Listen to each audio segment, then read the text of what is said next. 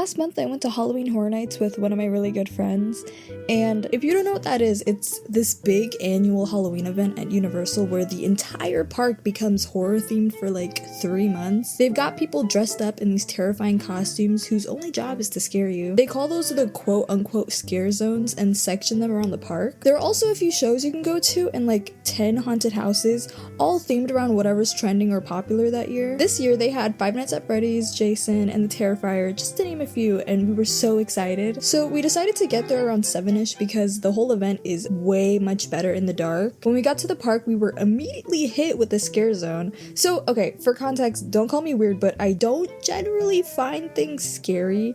Or maybe the park wasn't scary to me. Either which, while most people were running from the workers, whenever they tried to scare me, I would just be in awe and look at them, just admiring the detail in their costumes. Like, they probably thought I was weird. Anyway, so her and I decided the first house we would go to was the Five Nights at Freddy's house, mainly because I wanted to go there first. And bro, we checked the wait time and it was 120 minutes. We were in that line for literally 2 hours and I was about to lose it. Bro, I started playing Geometry Dash in the line. And then I showed her my peak playlist, which has a whole bunch of weird kid songs, and she was just judging me. No, I wasn't. Yes, she was. The day before, when I was talking about the FNAF house, I asked her if Springtrap was in it, and she was like, yeah, he's at the end. Yeah, so I was so excited for that part. Best character design in the whole franchise, I kid you not. We finally reached the front of the line, and bro, I was so ready for this. Those whole 2 hours.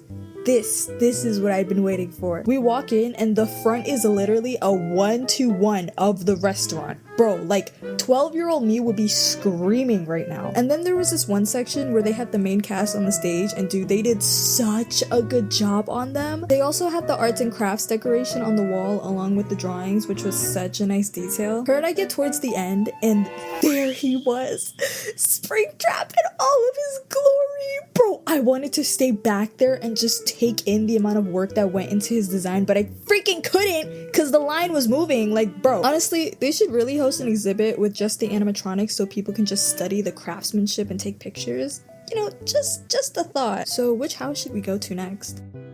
I'm kind of hungry. We found this place that sold fries, hot dogs, and hamburgers, you know, the epitome of American food. I asked her to order for me because I just don't like ordering, okay? I just don't. By the time I was done eating my food, I was so tired. We had to cut the whole hangout short because I know she didn't want to admit it, but I know her feet hurt from all of that walking. Before we left though, she convinced me to try the infamous Butterbeer from the Harry Potter section of the park. She's like obsessed with this crap, dude. We walked across the whole park until we finally got to where they sold the drink. I bought a cup and tasted it.